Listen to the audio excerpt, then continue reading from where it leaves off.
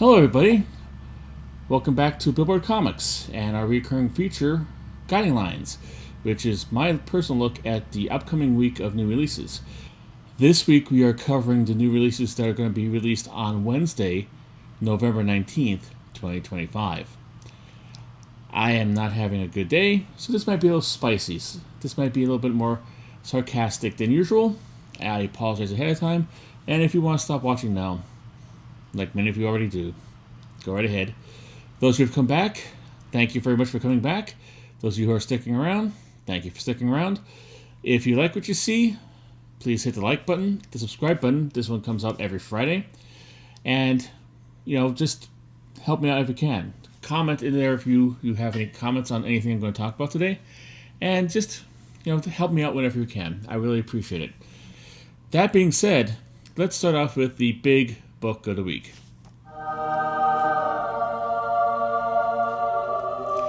The big book of the week is from DC Comics. It's DC Marvel Batman Deadpool #1. I know what you're saying. See, Bill, didn't you just have this as the big book of the week a couple weeks ago? No, I had Deadpool Batman from Marvel back then. I don't know if you're like me, I was confused for a little bit. I thought there's only going to be one Deadpool and Batman team-up book coming out. But there is two. The second one is coming out this week. And for me personally, I think this one is a little bit better than the last one. If you want to go back a couple weeks and look at that video, I essentially talked about the intercompany crossovers, a little bit of history about it, what happened, why I like them, and stuff like this. This one I'm going to do more of a focused look onto the actual book, because I think it's actually stronger than the book that came out a couple weeks ago. First of all, the main story, like the other one, is going to be a team up between Batman and Deadpool.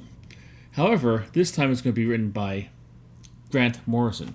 Grant Morrison is one of my favorite authors. He's one of the more esoteric and out there kind of authors from the British invasion that followed Alan Moore across the pond into DC Comics. If you know him, you know him.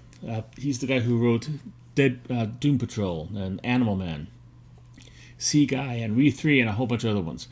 He was also the writer behind All-Star Superman, one of the best Superman stories of all time, and that's not even close to being a challengeable comment. That's not a hot take. That's blistering cold. That's freezing cold. If you haven't read it, and you'll find out exactly why I'm saying it's one of the best Superman stories ever written. He has written Batman before. He was a writer in Batman around the time of Final Crisis being hit. He created Damian Wayne. He created Batman R.I.P. and brought back Batman Zen-Ura. I think that's how you pronounce it. A lot of trippy concepts, a lot of good writing, depending on like how your internal dialogue for weirdness is, your little like TK meter for weirdness is. It could be either some of the best Batman stories ever made, or it could be kind of interesting, to say the least.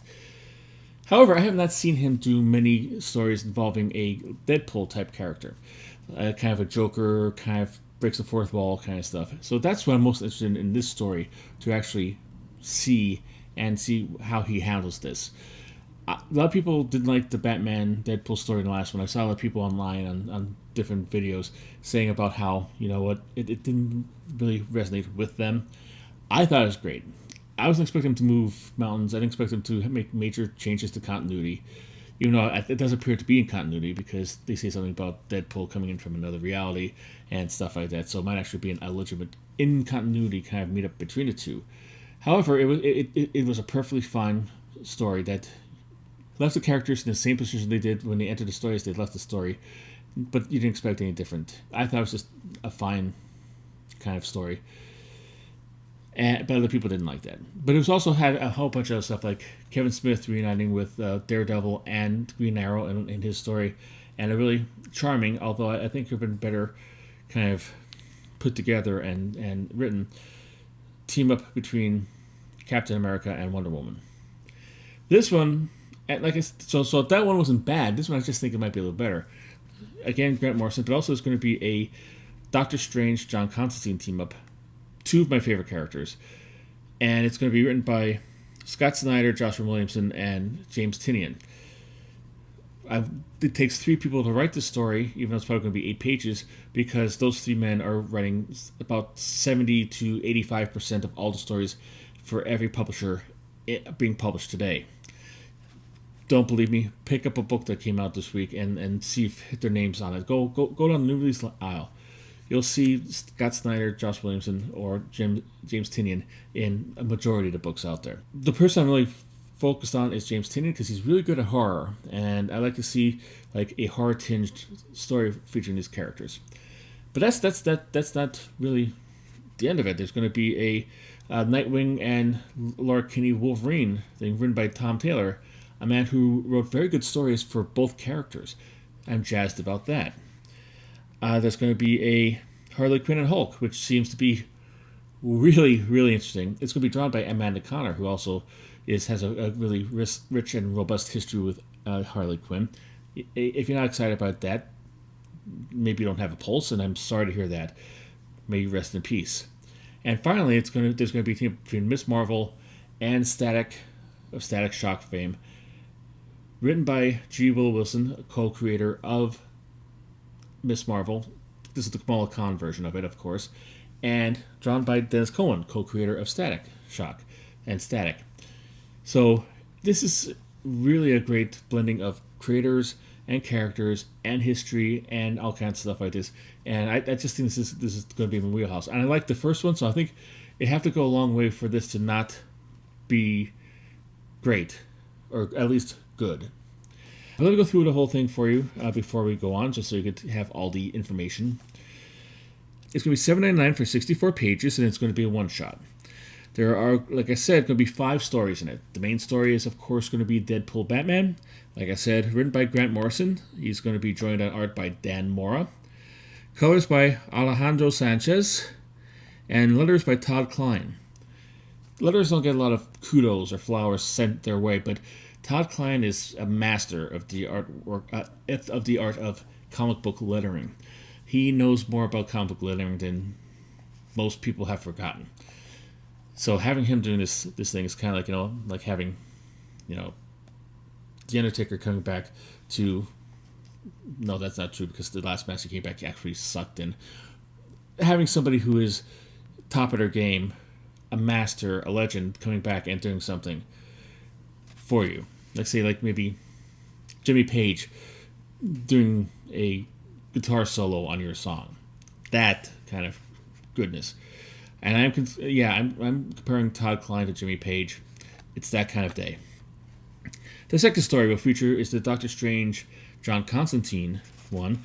It, like I said, written by Scott Snyder, Joshua Williamson, and James Tynion. Art will be by Hayden Sherman, colors by Mike Spicer, and letters by Frank Spetkovic.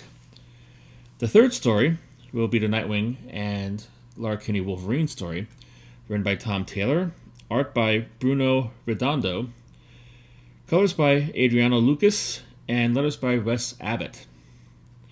The fourth story will be the Harley Quinn and Hulk story.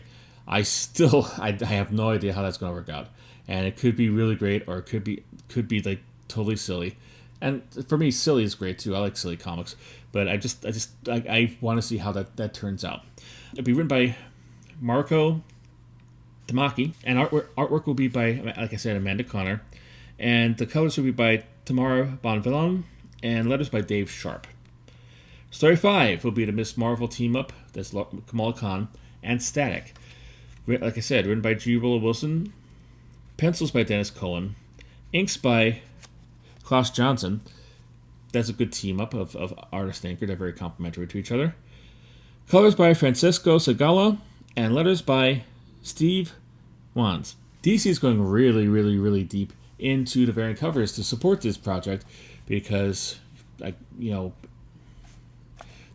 main cover by itself is probably like printing money. So if you add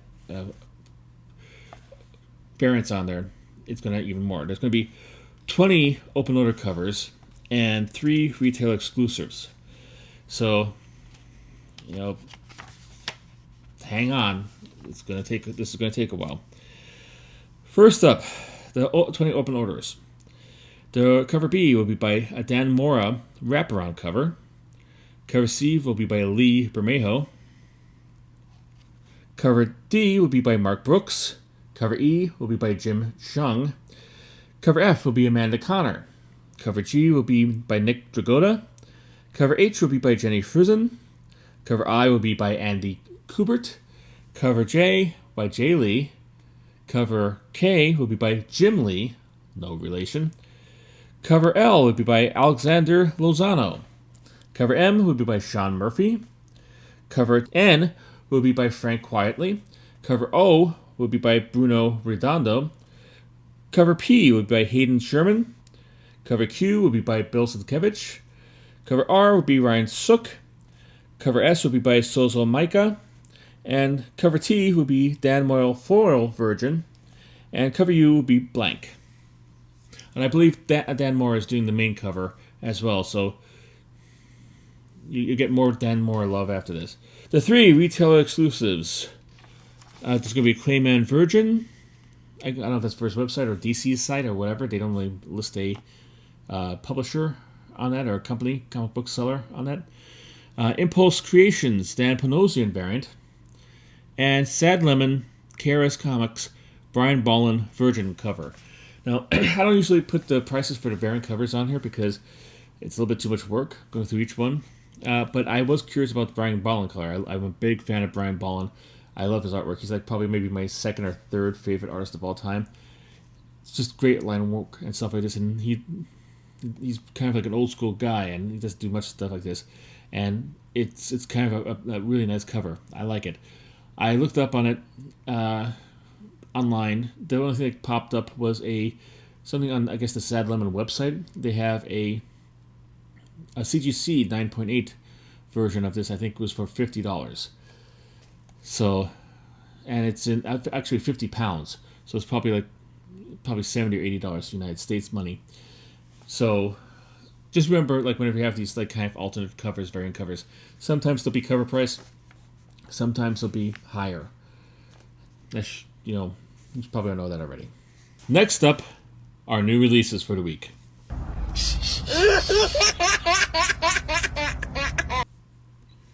Alright, we're going to start off with Spawn, and we have another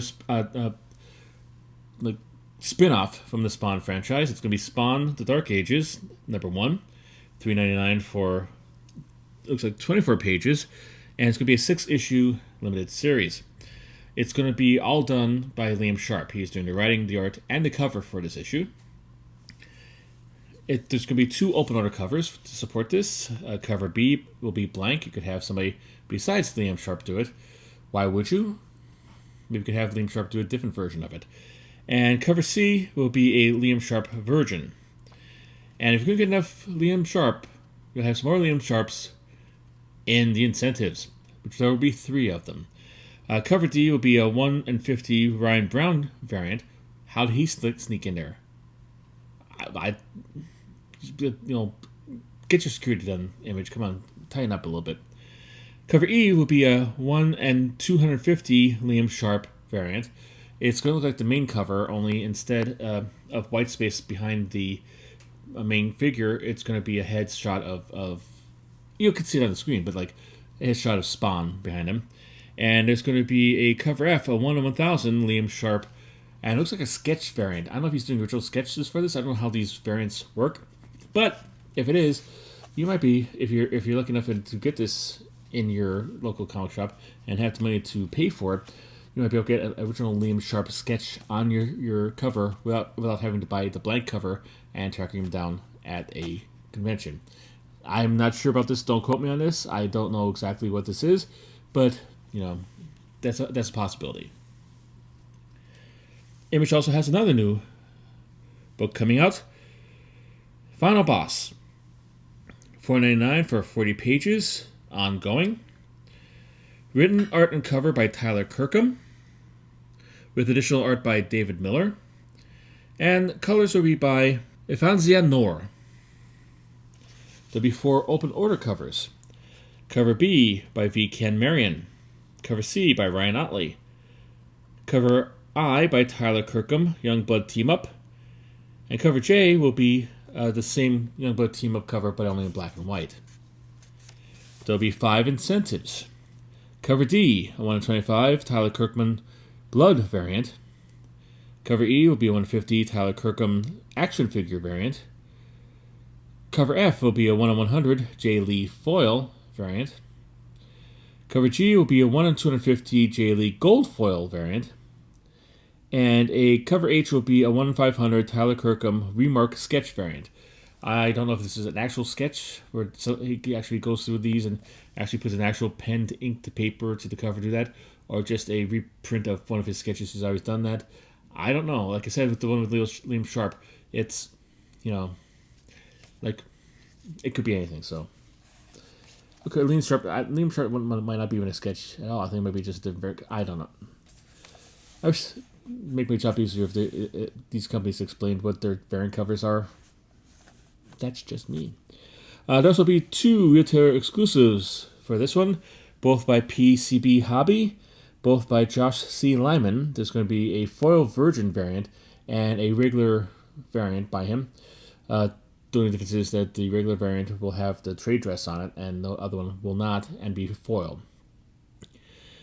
All right, moving on to Marvel. Marvel has a new ongoing series, which means it'll last 10 issues and be canceled. Maybe I'm a little cynical, but, hey, it is. It's spinning out of the recent Imperial miniseries by Jonathan Hickman, and it features one of my favorite characters, Nova, Centurion, number 1. $49 for 32 pages, and like I said, it's going to be ongoing. So if it lasts more than 10 issues, then congratulations, Nova, you've done well. Nova has had a number of series in the past that lasted longer than 10 issues. Some have lasted like 30, 40, I think even over 50 issues, if I'm not mistaken. I could be wrong. It's one of Marvel's best characters, I think. He's kind of like a Spider-Man meets, at least when he was created, Spider-Man meets, say, the Green Lantern Corps. And since then, he's moved on to bigger and better things. He has gone through various incarnations. One of his incarnations is that he was a young boy. I think the last 2 series that featured Nova as a character had a younger kid, like a preteen, like son of a former Nova Centurion, become Nova. But this one, Richard Rider, the original Nova, is coming back in and taking over. I was really a big fan of I think it was like the maybe early aughts, late version of Nova that's done by, I think, Abnett and Lanning. That was a really great series. If you're looking for a good primer if you're getting this and you want to read more about Nova, track that down. Find that miniseries. Find that trade paperback of it and read that. I think it's really good science fiction. It didn't have a lot of bells and whistles that caused you to actually look to it when it was out, but it was a sturdy book and it lasted for quite some time. And I thought it was very, very, very good. It came out, I think, either spun out of the Annihilation series, the miniseries, but that's I think even better than the first incarnation, which was done by Marv Wolfman and a whole bunch of people back in the 70s. So look at that. Cover will be by Alessandro Capuccio on art and Rochelle Rosenberg on colors. There'll be 3 open orders. One by Frank Miller. Yeah, you can see it up there. Make your own comments on that, all you want.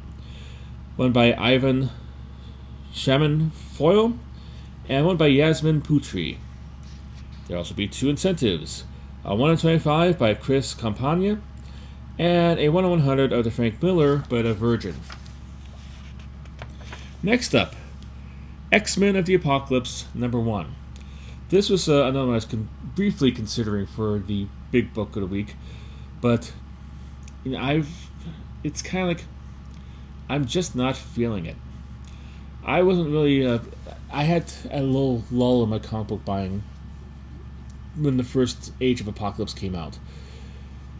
I kind of was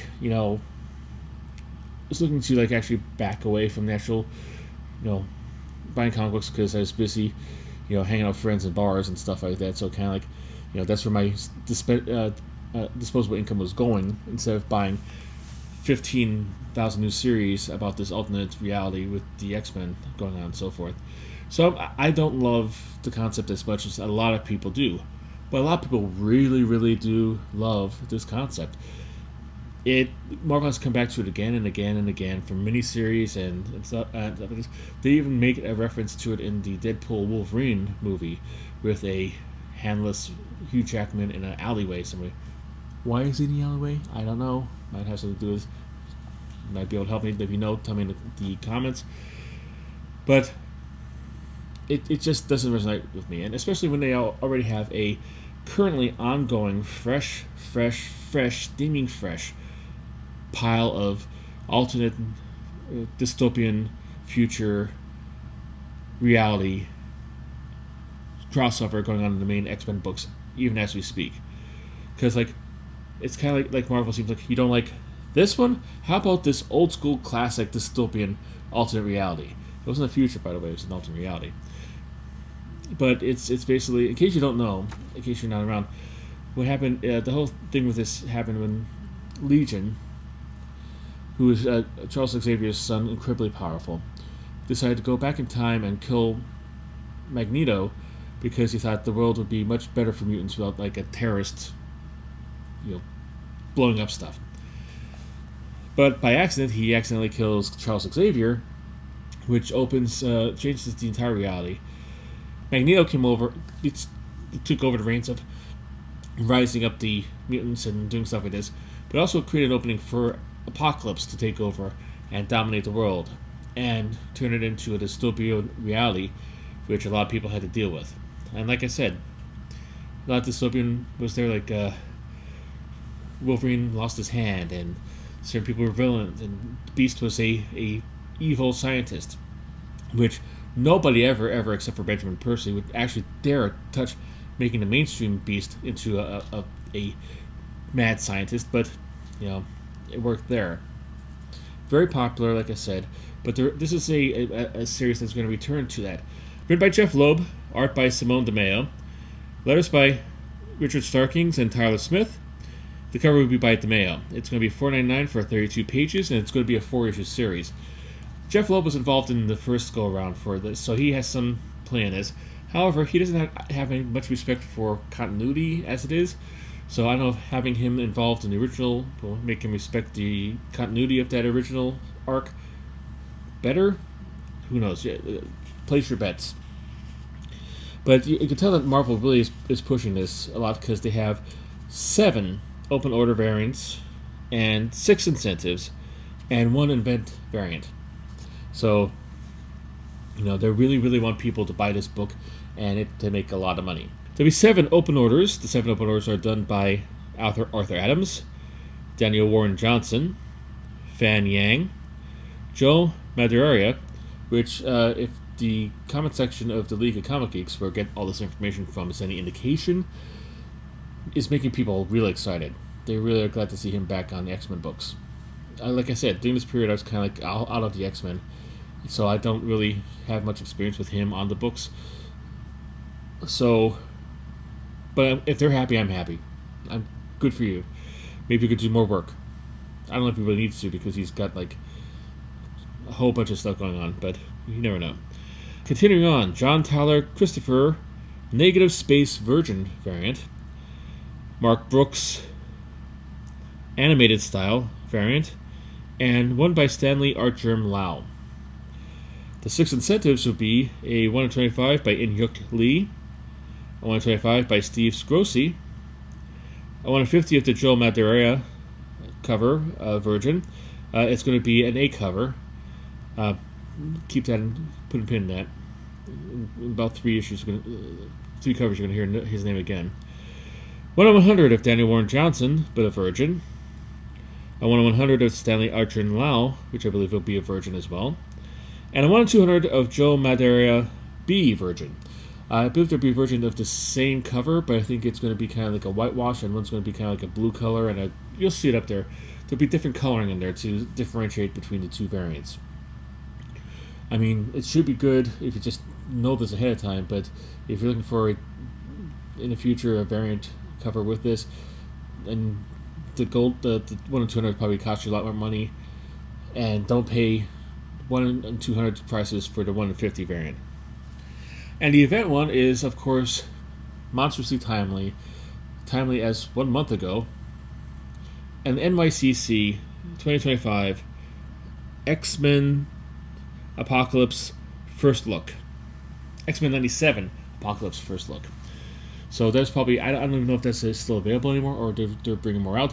That's probably something that was released at the Marvel stand during New York Comic Con. So good luck getting that. Next up, Spider-Man Holiday Spectacular #1. Which holiday are they talking about? Halloween that just passed? No. That's too far in the past. Veterans Day? Nah. Thanksgiving, a very unserved holiday. Maybe they're doing that. Nope.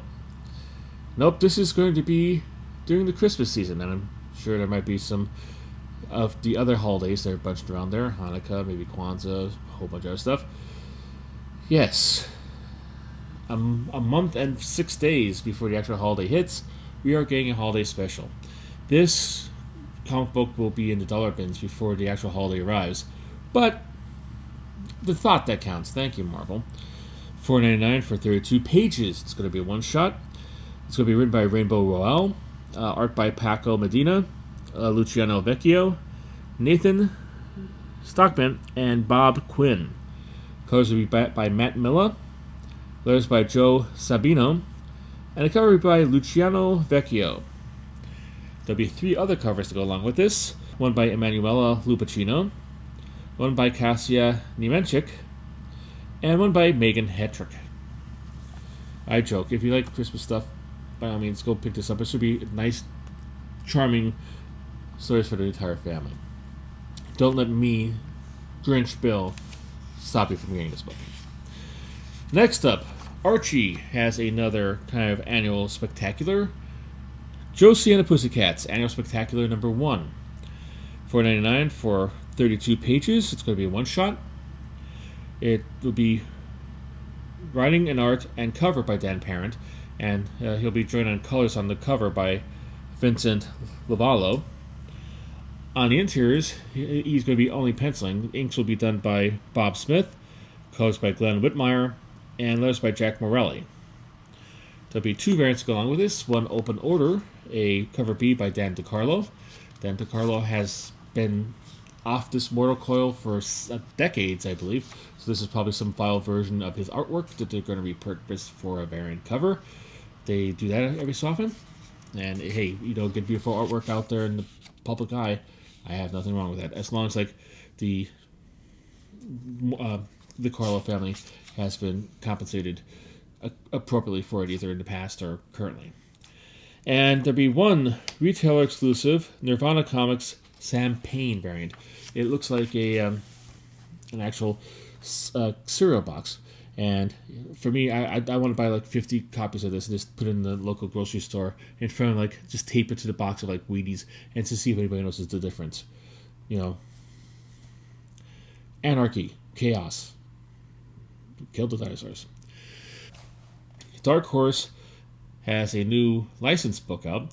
Now, if you remember, Dark Horse was once quick approaching or within reach of becoming the #3 company in the entire world. I think Image pretty much has that firmly in hand now. But Dark Horse was giving them a run for money because they went hard into licensing, and they had licensings for decades. The Alien and Predator license, and they had the Star Wars license. And those were basically money factories for them, and they sold many copies of miniseries for those characters. Unfortunately, they're owned by Disney, and all owned by Marvel, supposedly, even though Marvel doesn't seem to really do those books for them that often. They kind of shift off, at least the Disney books off from, and some Star Wars stuff too. But that's a story for another time. So they were kind of searching out to reach out for new kind of licenses to go with. They have the Dungeons and Dragons license. They have the Stranger Things license, and that allows them to combine the two as recently as a couple of weeks ago. This one is kind of a weird one. It's John Le Carre, The Circus Losing Control #1. Now, in case you don't know who John Le Carre is, he's a British author. He's passed away too. A lot of dead authors in this one, and artists and creators. I'm starting to feel depressed and a little bit worried. But nonetheless, he's a spy novelist from England. I think he wrote most famously The Spy Who Came In From the Cold. Also, a most recent movie was the Tinker Tailor's Soldier Spy. Very great movie. He's a great author. He does a great mystery and great like kind of he does a lot of espionage and like intrigue very very well. He also did the TV series The Night Manager, right, which I think had Hugh Laurie and Tom Hiddleston in it. That was on one of the networks, I believe. So he was a very good author of like kind of like a modern day James Bond, but more realistic and grounded in kind of like the ins and outs of like the intelligence community. So this guy is probably either your father or your grandfather's favorite author. The question is, are your grandfather or father really big comic book buyers? I don't know. I don't know how many people who are like 18 to 35 going into your local comic shop are going to see this on this the stands are like, Charlie Carr! Oh my god! I gotta get 15 copies of that! But like, maybe, Dark Horse is reading into how old their demographic really is, and they've done the research and they did the legwork, and this is the perfect license for them. However, it should be a pretty interesting story, even if you not familiar with John Le Carre. He's, if you like a good kind of like espionage Tom Clancy kind of movie, kind of spy kind of thing, this would probably be a good thing for you. It will be $5.99 for 40 pages, 3-issue limited series. It'll be written by Matt Kindt. Art and cover will be by Ibrahim Mustafa. Colors by Brad Simpson. And letters by Simon Bullen. I believe that's him. I don't know.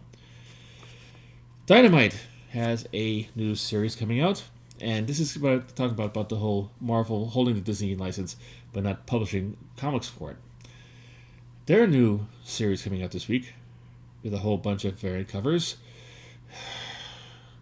is The Lion King, #1. Lion King, if you don't know, is a Disney property based on the 1992, I believe, animated film from the company. I don't know why, like I said, I've said this before in previous installments of this thing, why Marvel doesn't have an in-house comic book stuff to develop. Is it really more cost effective to actually have other companies do your work for you, like getting a license from them, and you don't have to worry about paying your creators? Is this something that was installed during cheapskate like Perlmutter's reign on top of like Marvel Comics? I don't know. But it's not the only company that has a comic book that is owned by Disney, which owns Marvel, that is being shipped out this week. There's another one coming right after this one, once I get through the 5,000 variant covers that they have. But this is going to be $4.99 for 32 pages. I don't know if it's a miniseries or ongoing. I couldn't find anything online for that. Dynamite, make that information known, please. Thank you. It's going to be written, drawn, and the cover is going to be by Edwin Gallman. He's going to do a lot, so you'll be hear his name quite a bit in the next couple minutes. There'll be 7 open order variants. Cover B by Megan Hetrick. Cover C by Jacob Edgar. Cover D by Julia Lomuno. Cover E will be a blank Authentics version. Cover F will be by Edwin Gallman, Metal Virgin. Cover G will be by Edwin Gallman, Virgin. And cover M will be a blind bag variant. Looks like they're doing blind bags with these. Why not? Like I said last week, when they did another Disney book, I forget which one, with another blind bag option, get the kids into collectible consumption as quickly as you possibly can. Get them all young, and you have them for the rest of their lives. And also, I love the metal versions. I guess the metal versions are actually, the cover is actually metal, which is different from foil. Like, maybe it's harder. I've never actually held a metal one in my hands. I might try to rectify that in the near future. But I just, pardon me, the mood I'm in right now, I want to think like, like Timon and Pumbaa with like, leather vests on and spiky hair, they're colored pink and like playing guitars. I'm in a weird mood tonight. I'm actually doing this at night. You might be watching it during the day. I apologize for the taking you out of your reality into mine. But yeah, so I'm a little weird. I think I said at the beginning. I don't know. I've cut so much stuff out of this. I don't know if it's stated or not. But I apologize if you don't like it. Thank you for hanging around if you do, and thank you for hanging out if you don't want to hear the rest of the stuff. I appreciate everybody who sticks around to the end, because not many people do. There'll be 5 incentives to go along with this. Cover H, a 1 in 10 by Julia Lavallo, Virgin. Cover I will be a 1 in 15, Edwin Gallman, Black and White. Cover J will be a 1 in 25, Jacob Edgar, Virgin. Cover K will be a 1 in 35, Edwin Gallman, Black and White, Virgin. Cover L will be a 1 in 50, Megan Hedrick, Virgin. I hope Mr. Gallman got a lot of money for his work on this. I mean, he's so many bunch of variant covers. And granted, it's the same artwork, either in a metal or a foil or black and white with the color taken off. So he only made one piece of artwork, but they're selling it 7 or 8 times. I don't know how the pricing works for this, but more power to him. I mean, granted, he's done everything on the book, so he's probably making money already, hopefully, but you never know.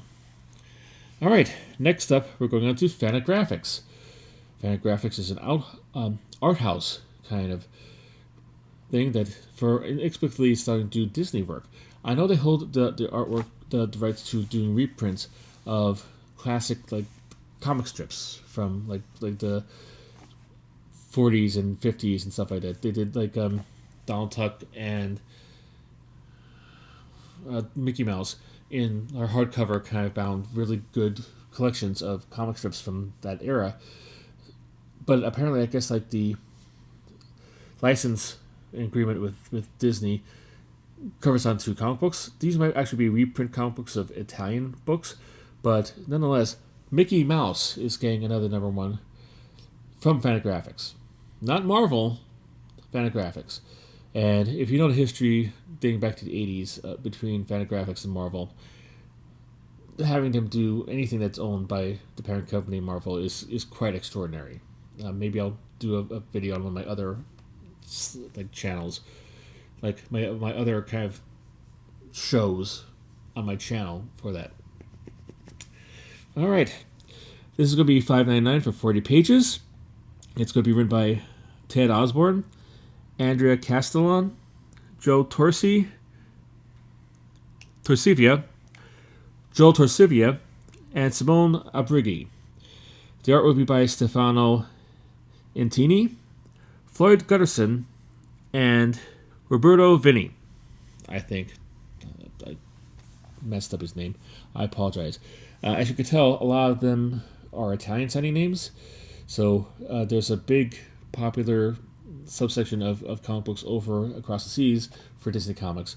They're drawn by creators local to where they be published, especially Italy. I think Panini might have done this, or some other company did a whole bunch of Disney Comics using Italian creators. So these might be stuff that's brought over to our country and just translated into English and republished. Floyd Godfrey, I don't believe is with us any longer. He was a classic Mickey Mouse artist from like the 40s and 50s. I think he left us years ago. So his work on this is definitely a reprint. I could definitely tell you that. The cover will be by John Loder. There will be 2 open order covers. A cover B by Andrea Freccaro and a cover C by Al Taliaferro. There'll be 1 incentive. A cover D, a 1 in 10 by Andrea Freccaro. Wraparound cover. Next up, Keen Spot, Pecos Bill, and The Guns of Oz, #1. Wonderful thing about public domain, you could have any crossover you want as long as both characters are in the public domain, like The Wizard of Oz and Pecos Bill. $5.99 for 32 pages because Keen Spot thinks his books are worth that much. Written by Jay Hammond, art by Eric Marshall, and the cover will be by Jay Hammond. There'll be 2 open order covers, a cover B by Nat Suri, and cover C by Richard Garland. There'll be 1 incentive, cover D, a 1 in 25, Chris Peter video game variant. Next up, Mad Cave. Matt Cave has a new one called Ferocious, number 1, $4.99 for 32 pages. It'll be a 5-issue limited series. Writing would be by Luke Piotrowski, art by Emmanuel Ercolani, colors by Paolo Vettieri, letters by Carlos M. Manigal. Cover would be by Andy Clark on art and Jose Villarrubia on colors. There'll be one other cover to support this series. A cover B by Emmanuel Ercolani. That is the last of the new issues. We have 1, 2, 3, 4, 5 new things in. Let's try this again. Again! Now, in case you don't know, this segment is devoted to number 1 issues that were originally solicited in various previous episodes of this show. Instead of doing the whole thing all over again with all the artists and variant covers and stuff like this, I just tell you where they're from, when they first appeared on this segment, and so you could go back and look for it for yourself. This one, you might not have to go back that far, because all of them are from Udon. Now, if you remember last week, if you're a repeat visitor, thank you again. I will thank you always for that. But if you're a repeat visitor, you know last week, Udon had a whole bunch of number 1s coming out, and they had 5, and of the 5, at least 3 of them, I definitely knew, were already solicited, and probably the other 2 were also. Well, they heard me say that, and they're like, listen, let's make it easier for this way. Let's make them all 5 previously solicited, including the 2 last week, and all the ones that were in the Let's Try This Again last week segment. Yeah, I just don't understand what's going on with Udon. I don't understand like why it's taking them so long to do this and why they have to this. I don't know if this is like reprints, second printings, or new issues or whatever. Usually the League of Comic Geeks lets you know that.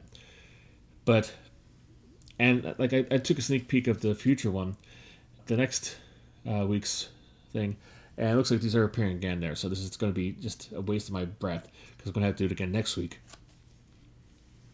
I just don't understand it. But anyhow, let's start this off with, in order of original release date, at least as they appeared on this segment. Street Fighter Masters Guile, number 1, originally appeared on this on the week of 3/26/25. So if you want to look back, look for the new releases for the week of 3/26/25, and you'll find this there. You can scroll up there to find out all the variant covers and whatnot, if you're that interested. I doubt that you are, but nonetheless, that's there for you. Mega Man ZX Timelines, number 1. That was for the week of 9/10/25. Street Fighter Masters Elena, number 1. That was from the week of 22/25. Street Fighter Masters Zangief. That's from 10/5/25. I mean, it should be 11/5/25. So it's 2 weeks ago, not last week. I misspoke. I apologize. I blame Udon. And finally, Mega Man Legends Timelines number 1, which originally appeared on this segment, also on November 5th, 2025, and will probably appear again next week. So, I don't know. It troubles me a little bit because like there's stuff here that I could probably put on like the main thing. I will never use this as the big book of the week because they obviously there's stuff on here from March that still hasn't come out. It's like, I don't know. But all right, enough of that. Let's move on to our next segment so we can eventually wrap this up and I'll go home. Well, I'm home already, but you could go home if you want to. It's going to be the final issues.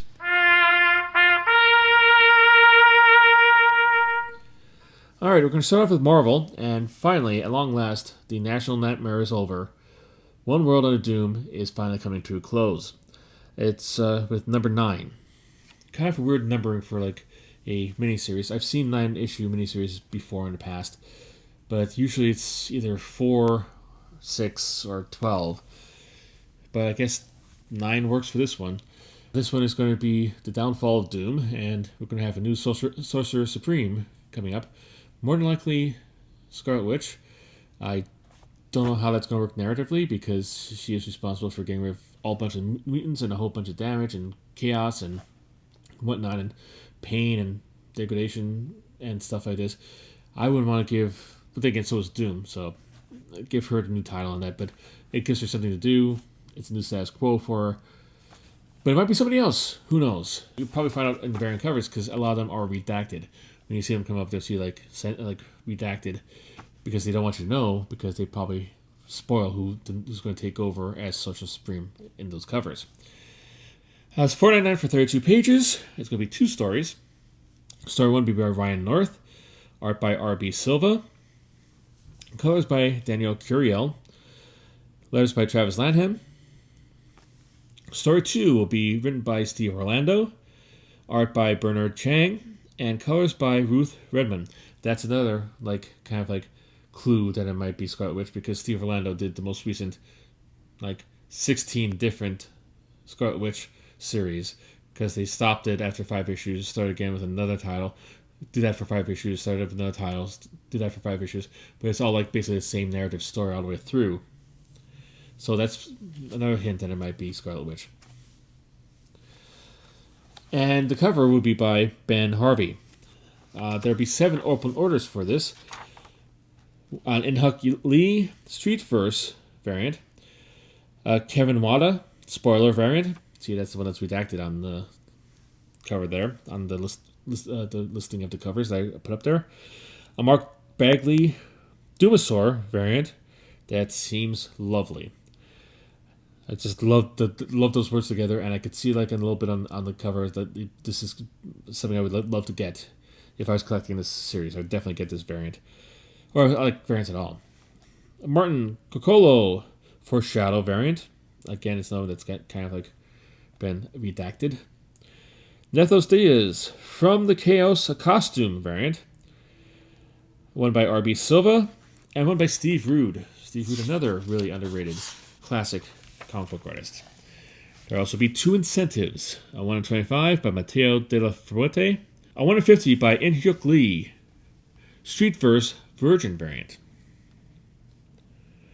And, it took him 5 issues, but finally, Godzilla has destroyed the Marvel Universe. Because Marvel Destroys the Marvel Universe is coming to an end with issue number 5.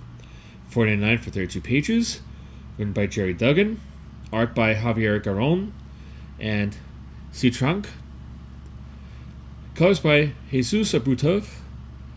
Letters by Travis Lanham. And the cover will be by Mark Brooks.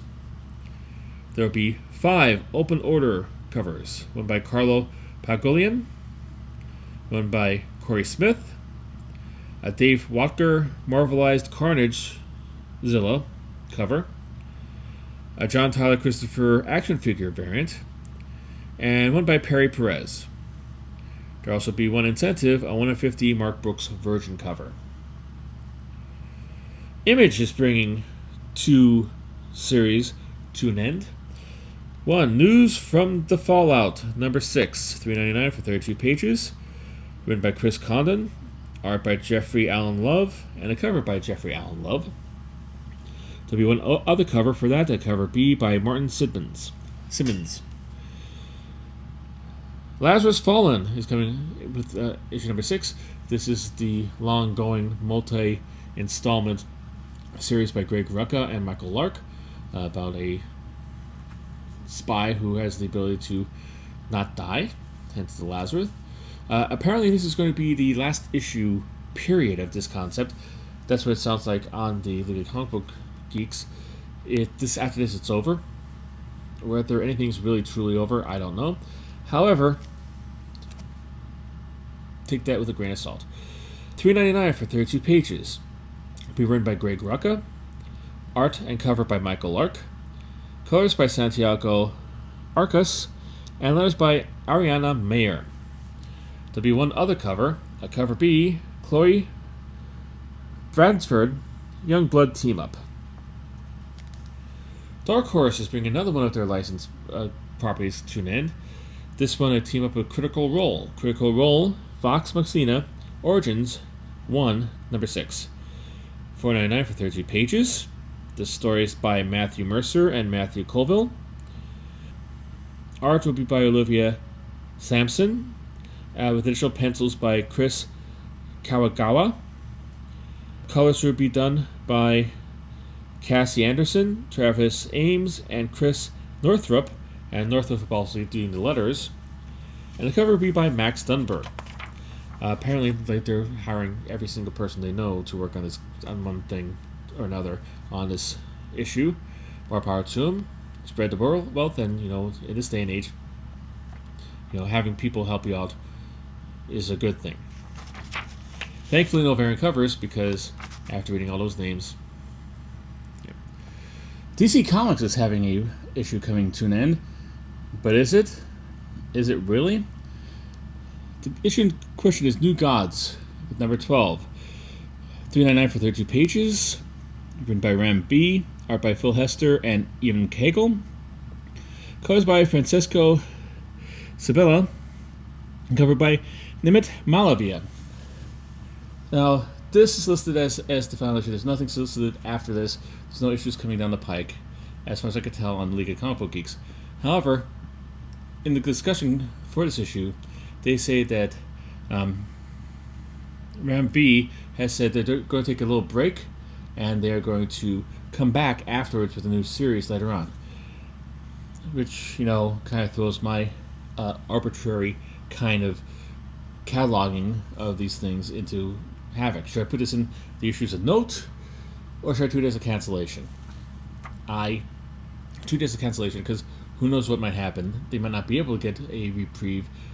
They might be ready to come back from their break and not be able to come back for the break because nobody will be interested in this anymore, or be a different reality or whatever.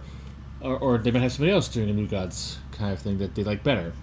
So I put it here for the time being as being a final issue, but just be aware, this might not be the last time you see these creators on these characters in the future. Forewarned is forearmed, and now you have 4 arms. Congratulations. Next up, Matt Cave is bringing Don't Forget Your Briefcase, number 5, to a close. $4.99 for 32 pages. Written by Elliot Rahal. Art and cover by Phil Sevi. Colors by Warnia K. Saudelia. Letters by Frank Svetkovic. Dynamite is bringing 2 of their licensed properties to an end, and it is showing us that Marvel isn't the only one who respects the 10 count. I'm trying to make that happen. It's never going to happen because nobody's watching this, so 10 count.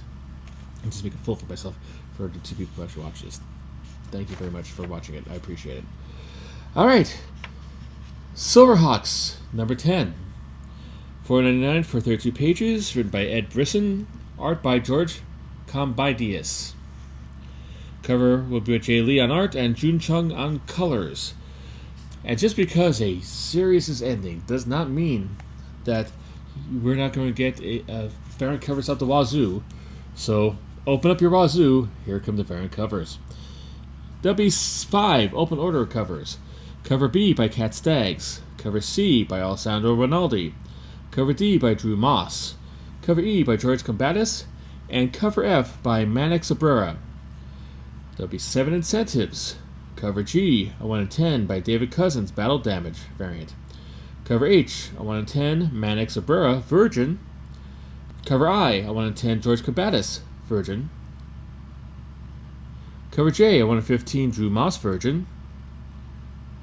Cover K, a 1 in 15, D'Alessandro Rinaldi variant. Cover L, a 1 in 15, Cat Staggs, Virgin. And Cover M, a 1 in 20, Jay Lee, Virgin. There'll also be a blind bag outcome variant by Ken Heiser. I don't know what other covers are going in there or what they're going to be. They didn't list that. That's the only one they listed. Next up, also stopping at number 10, is the Herculoids.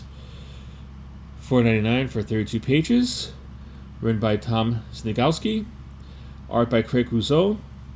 Letters by Taylor Esposito. And cover by Francesco Mattina. There'll be 3 open order covers to go along with this, a cover B by Joseph Michael Linsner, a cover C by Bjorn Berens, and a cover D by Anthony Marquez. There'll be 4 incentives as well. Cover E by Anthony Marquez, Virgin. It's going to be a 1 in 10. Cover F, a 1 in 10 by Bjorn Berens, a version of his cover. Cover G, a 1 in 15 by Joseph Michael Linsner, Virgin. Cover H, a 1 in 15, Francesco Mattina, Virgin. And this one will also have a blind bag outcome by Ken Heiser, homage cover. I don't know if they're going to be the same blind bags, or each going to have individual blind bags, or what kind of blind bags there are. The League of Comic Book Geeks does not give me the information, and I'm didn't really say anything online that says anything about that. So if you know more than that, put in the comments, help me out, that'd be great. All right, next up is Boom. They're bringing The Last Switch, Blood and Betrayal to number 5. $5.99 for 48 pages. Written by Connor McCrary. Art by V.V. Glass. Colors by Natalia Nietreko. Cover by V.V. Glass. There'll be 2 open order covers. A cover B by Megan Huang. And a cover D by V.V. Glass Virgin cover. There'll be 1 incentive. A cover C, a 1 in 10 by Megan Huang Virgin. And there will be another one coming up in our Let's Try This Again installment for this subsection. Again! And it's an old friend of ours. Uncivilized Books.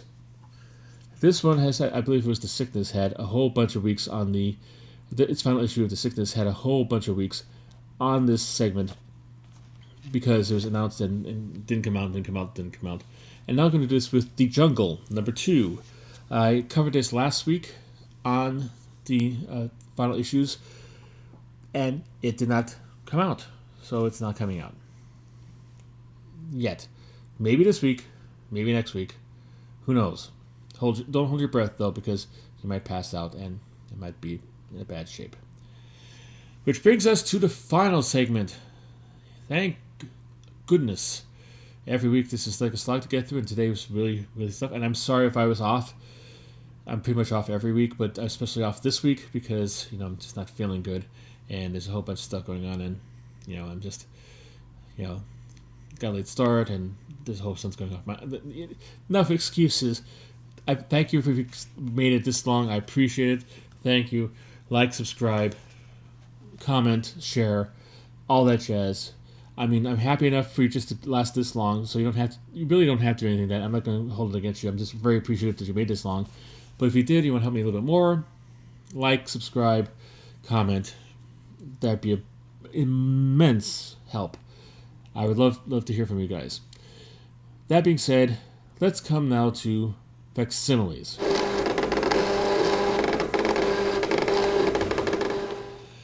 There's only one facsimile this week. Take it easy on me. They know I'm struggling here. They know I'm barely hanging on. So Marvel is again a continuation of their reprinting of the Civil War miniseries in facsimile form. It was Civil War number 4. It is going to be there's going to be 3 different covers that you could choose from. A regular straight-up facsimile of the main cover from the original series, a foil variant of the Michael Turner alternate cover from the original series, and a 1 in 25 Paulo Siqueira variant. They always do like a different kind of thing on that for that. And that's it for this week. So thank you for hanging out. If you want a little teaser about next week, what's coming up next week will be another edition of another reinventing of the Hulk, again. Marjorie Liu teaming up with Keanu Reeves to bring Berserker back into comic books, and another series from Destry, which is always worth a note. Thank you for hanging out. Again, like, comment, subscribe, and all that jazz. And until next time, keep on collecting.